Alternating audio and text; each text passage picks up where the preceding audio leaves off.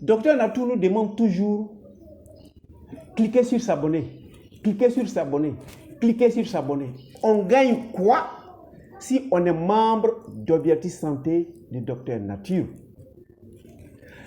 La première des choses que vous allez gagner, c'est de savoir ce que vous deviez faire pour vous trouver en excellente santé. Pour que vous soyez effectivement membre de la communauté Objectif de Docteur Nature, il faut que vous sélectionniez ce qui rentre dans votre bouche. Il faut que vous preniez des jours pour que votre organisme soit en excellente santé. Et il faut pouvoir assainir votre pensée. Aujourd'hui, on vous dira comment assainir ce corps physique.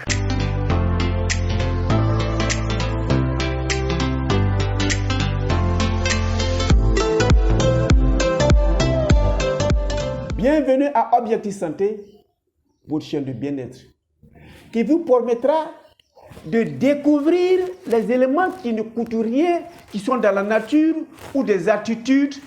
Lorsque vous vous mettez à les appliquer, vous allez passer au moins 75 ans de votre vie sur cette terre en excellente santé et vous pouvez aller à 120 ans avant de pouvoir prendre congé de cette terre. Ici, Docteur Nature, je m'en vais vous donner les stratégies de vie. Si vous vous mettez à les appliquer, inévitablement, vous allez mieux vous porter. Alors, qu'est-ce qu'on doit faire physiquement pour mieux se porter? Nous allons visualiser cette vidéo et nous venons pour la conclusion. Mais comment doit-on faire pour vivre longtemps et automobile? Nous le serons en 5 vidéos.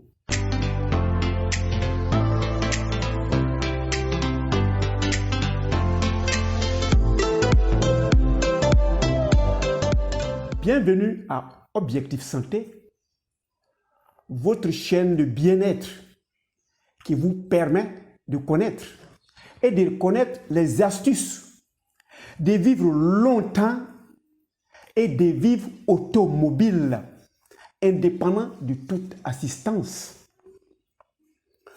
Comment allons-nous faire?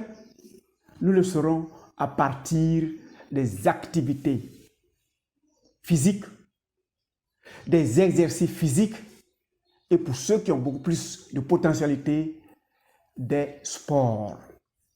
Je suis Docteur Nature. Je m'en vais vous expliquer la médecine de la santé que lorsque vous appliquez, vous vivrez longtemps et automobile. Vous n'aurez pas besoin ni d'assistance d'humain, ni de vivre dans un fauteuil roulant. Vous vivrez excellemment bien. Mais pourquoi cette thématique? Je viens de consulter une dame d'1,62 m, environ 110 kilos, qui s'amène, elle vient de partir, et qui me dit: je respire mal, je suis venu pour que tu me soignes. Ah bon? Est-ce que c'est la respiration seulement qui vous intéresse? En tout cas, tant que je respirerai bien, je vivrai mieux. Ça, c'est bien.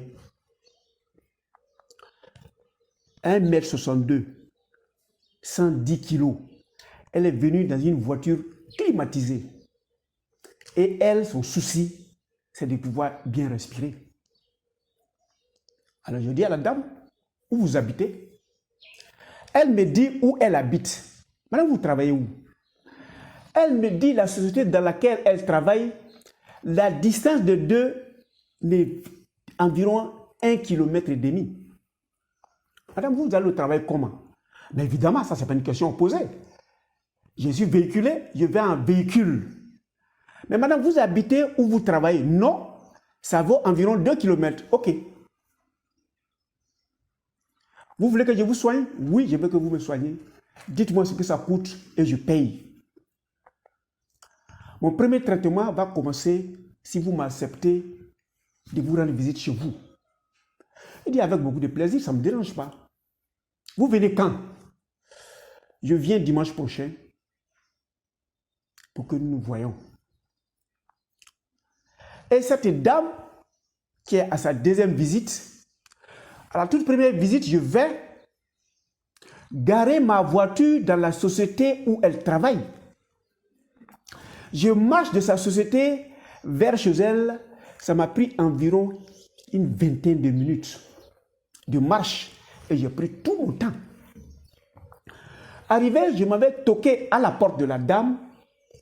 Elle est confortablement assise dans un fauteuil, en train de regarder la télévision, et devant elle, il y a tout ce qu'il faut pour faire bouger la bouche. Et elle appelle quelqu'un qui est venu ouvrir la porte. Je vais. Ah, docteur, c'est vous? Il dit oui, c'est moi, je suis venu. Ah, bienvenue alors. J'espère que vous n'avez pas oublié mon médicament. Ah, si, je n'ai pas oublié. Mais je suis allé faire une course à côté de votre société. J'ai garé mon véhicule là-bas et j'ai laissé ce que vous voulez là dans ma voiture. Je souhaiterais que vous m'accompagniez et à pied vers ma voiture et je vais vous donner votre médicament. Ah non, docteur, c'est trop loin. Quand même, moi, je ne vais pas marcher. Qu'est-ce que les voisinages diront? Ah non, moi, je ne m'occupe pas du voisinage. C'est un traitement que je suis venu faire. Et ça fait partie des conditions de mon traitement. Et son mari lui dit, vous voulez que monsieur vous traite, mais vous voulez lui donner sa conduite à tenir. S'il veut marcher, il faut marcher avec lui. Elle se prépare et nous marchons. Nous arrivons à côté de ma voiture, qui est sa société, et elle me dit, ouf, je suis très fatigué. Et elle ajoute, mais moi c'est une fatigue connue, parce que j'ai marché et je suis fatigué. Il dit, madame, vous venez de commencer votre traitement. Lorsque quelqu'un se lève le lundi, il va au travail, il n'est pas sorti chez lui du tout, il n'a fait que regarder la télévision, ça s'est passé entre sa chambre, sa cuisine et la télévision, et il dit, je suis fatigué. Tu es fatigué pour n'avoir rien fait, c'est une fatigue de maladie qui s'installe. Et ça va aboutir vers une sédentarité qui va vous amener progressivement vers un fauteuil roulant. Je dis, ah madame, vous voyez que c'est facile. Au chronomètre, ça fait environ 25 minutes. Mon premier traitement, le médicament que j'ai prévu pour vous, c'est de marcher tous les jours de chez vous à votre société et le soir, vous marchez de l'entreprise à la maison. C'est le premier traitement et tous les jours comme ça, je viendrai la semaine prochaine pour évaluer l'effet du traitement. Alors voilà ce que vous devez faire pour utiliser les canaux de nettoyage de votre corps. Les canaux de nettoyage, les hommes en ont 4, les femmes en ont 5. C'est l'intestin. Quand tu fais l'activité physique, tu vas à la selle facilement. C'est le rein. Quand tu arrives à uriner, tu enlèves les saletés de ton corps.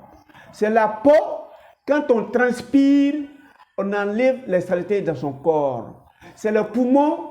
Quand on respire, on enlève les saletés de son corps. Les femmes en ont un 5e qui est les menstrues qu'elles font pour nettoyer leur corps. Donc, pour pouvoir nettoyer la machine qui est vous, dont on appelle l'organisme, c'est de vous inscrire dans une activité physique de votre choix. On ne vous impose rien. Seulement, retenez que lorsque les religieux parlent de notre descente sur terre, Dieu aurait dit aux humains, désormais tu mangerais à la sueur de ton front, ce qui veut dire avoir des sueurs. Ça, c'est déjà prescrit et il n'y a que des avantages. Transpirez, quelle que soit la méthode que vous allez choisir, et vous serez en excellente santé. Alors, celui qui fait tous ces 4 et puis tombe malade, parce que c'est les crises de guérison, qu'est-ce qu'il doit faire? Nous allons conclure cela dans la 5e et dernière vidéo.